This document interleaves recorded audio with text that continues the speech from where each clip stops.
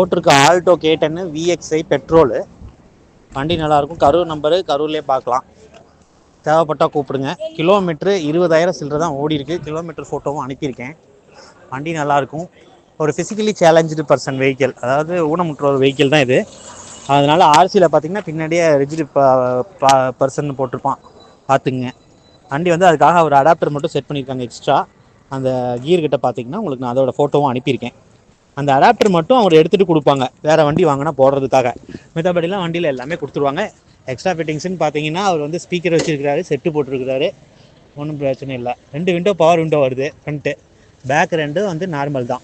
ஆனால் பேக் 2 நீங்கள் வந்து பவர் விண்டோ செட் பண்ணுறதுக்கு ஆப்ஷன் கொடுத்துருக்காங்க. வேணும்னா நீங்கள் வந்து செட் பண்ணிக்கலாம்.